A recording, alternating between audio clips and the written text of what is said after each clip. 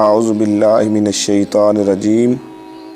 بسم اللہ الرحمن الرحیم الصلاۃ والسلام علیک یا سیدی یا رسول اللہ وعلی آلک واصحابک یا سیدی یا رحمۃ للعالمین۔ معزز خواتین و حضرات، التنویر اسلامک ویڈیوز کے پلیٹ فارم پر آپ تمام احباب کو خوش آمدید۔ میں امید کرتا ہوں کہ آپ اللہ رب العزت کے فضل و کرم اور مصطفیٰ کریم صلی اللہ تعالی علیہ وآلہ وسلم کی نگاہ شفقت سے خیر و عافیت کے ساتھ ہوں گے، اور دعا کرتا ہوں کہ مالک کائنات اپنے پیارے حبیب آقا علیہ الصلاۃ والسلام کے صدقے آپ کو دین و دنیا کی بھلائیاں عطا فرمائے۔ تو معزز سامعین کرام، آج کا ہمارا موضوع کہ خواب کے اندر اگر سیدنا امام علی سیدنا علی المرتضیٰ شیر خدا مشکل کشا رضی اللہ تعالی عنہ کی زیارت ہو تو اس کی تعبیر کیا ہے؟ تو معزز خواتین و حضرات، جیسا کہ فرمان مصطفیٰ کریم صلی اللہ تعالی علیہ وآلہ وسلم ہے کہ ذکر علی عبادت، کہ علی کا ذکر کرنا بھی عبادت ہے۔ دوسرا حضور علیہ الصلاۃ والسلام کا یہ فرمان ہے کہ النظر علی وجہ علی عبادت، کہ ایک نگاہ سیدنا علی المرتضیٰ شیر خدا رضی اللہ عنہ کے چہرہ مبارک پر ڈالنا جائے، یہ بھی عبادت ہے۔ تو جس طرح بظاہر ظاہری زندگی کے اندر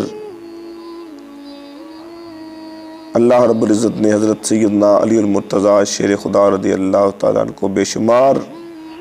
فضائل و مناقب سے نوازا، یہ تو عملی طور پر ہے،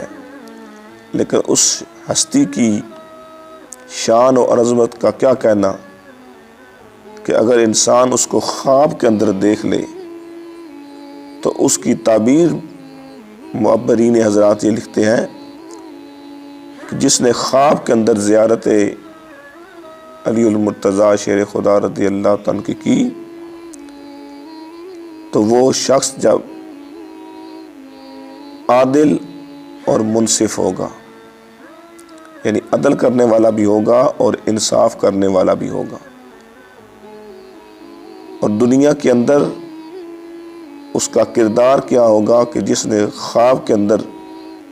زیارت سیدنا علی المرتضیٰ شیر خدا رضی اللہ تعالیٰ کی ہو، وہ دنیا میں بھلائی پھیلائے گا، کبھی بھی وہ شر کی طرف نہیں جا سکتا، اور جب بھی اس کو دین اسلام کی سربلندی کے لیے کام کرنا پڑے تو وہ بہادری اور جرأت کے ساتھ کرے گا۔ تو معزز سامعین کرام، ہمیں جہاں فضیلت مقام سیدنا علی المرتضیٰ وہ معلوم ہوتا ہے، وہاں ان کے فیوز و برکات جو ہیں وہ بھی ہمیں ملتے ہیں۔ تو یقیناً آپ کو ہماری یہ ویڈیو بہت پسند آئی ہوگی، اور اگر آپ چاہتے ہیں کہ اسی طرح ہماری ویڈیوز آپ تک معلوماتی